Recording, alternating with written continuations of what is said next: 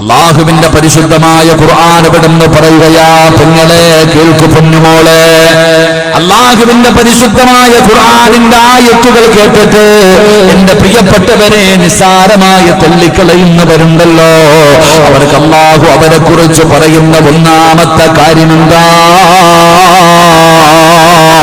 ومن أظلم ممن ذكر بآيات ربه فأعرض عنها ونسي ما قدمت يداه. അല്ലാഹുവിന്റെ പരിശുദ്ധമായ ഖുർആൻ എന്ന് പറയുന്ന ഒന്നാമത്തെ കാര്യം എന്തെന്നറിയുമോ? അല്ലാഹുവിന്റെ ഖുർആൻ അല്ലാഹുവിന്റെ ദൃഷ്ടാന്തങ്ങളെ പറ്റി ഓർമ്മിപ്പിക്കപ്പെട്ടു.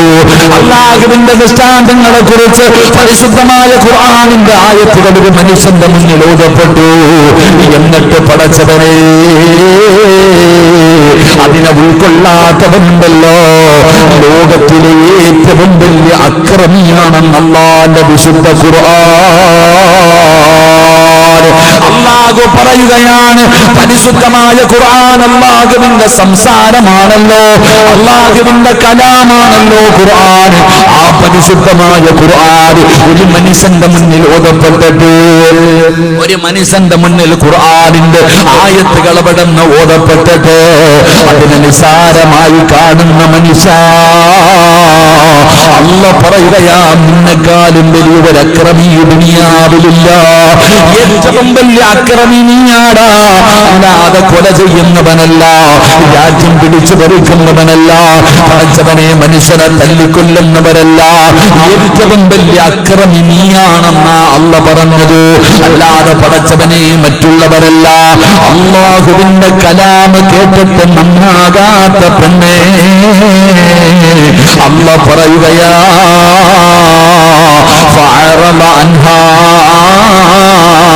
ونسي ما قدمت يداه. ഏറ്റവും വലിയ അക്രമിനിയാ, ഏറ്റവും വലിയ നശിച്ചവൻ നീയാ. അല്ലാഹുവിന്റെ ഖുർആൻ വിടെന്ന് പറയുമ്പോ ഏറ്റവും വലിയ അക്രമി മനുഷ്യ നീയാണ്. എത്ര ആയത്തുകൾ കേൾക്കുന്നു, എത്രയോ സൂറത്തുകൾ നിനക്കറിയാം. എന്തേ നിനക്ക് മാറ്റം വരുത്താത്തത്, നന്നാകണമെന്ന് തോന്നാത്തത്? അല്ലാഹുവിന്റെ കൽപ്പനയല്ലേ, അല്ലാഹുവിന്റെ കൽപ്പനകളല്ലേ. ആ കൽപ്പനകൾ അനുസരിക്കാതെ ഞാനും നിങ്ങളും തോന്നിവാസികളെ പോലെ ജീവിച്ചപ്പോ പടച്ചവനെ, മുസ്ലിമിന് എവിടെയെങ്കിലും ഇസ്സത്തുണ്ടോ? മുസ്ലിമിന് എവിടെയെങ്കിലും ഇസ്സത്തുണ്ടോ? എല്ലാവരുടെ മുന്നിലും നാണക്കേടാ.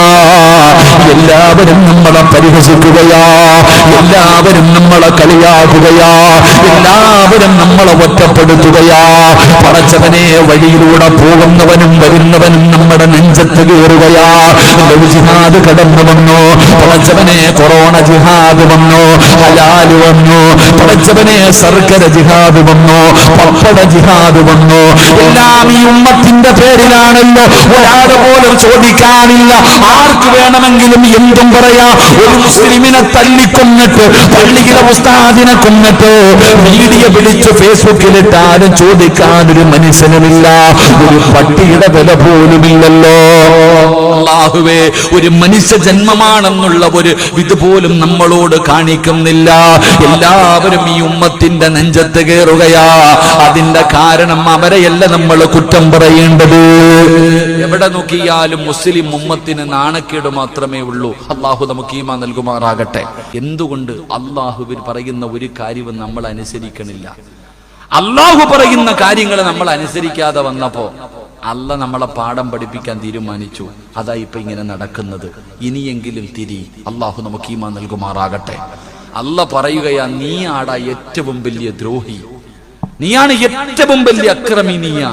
അല്ലാഹുവിന്റെ ഖുർആൻ ഓതപ്പെട്ടിട്ട്, ഖുർആനിന്റെ ദൃഷ്ടാന്തങ്ങൾ പറയപ്പെട്ടിട്ട് നിന്റെ ജീവിതത്തിൽ ഉൾക്കൊള്ളുവാനോ മനസ്സിലാക്കുവാനോ പിൻപറ്റുവാനോ അനുസരിക്കുവാനോ നീ തയ്യാറാകാതെ വരുമ്പോ നീയാണ് ഏറ്റവും വലിയ അക്രമി എന്ന് അല്ലാഹുവിന്റെ വിശുദ്ധ ഖുർആൻ. അല്ലാഹു നമ്മളെ കാത്തുരക്ഷിക്കുമാറാകട്ടെ.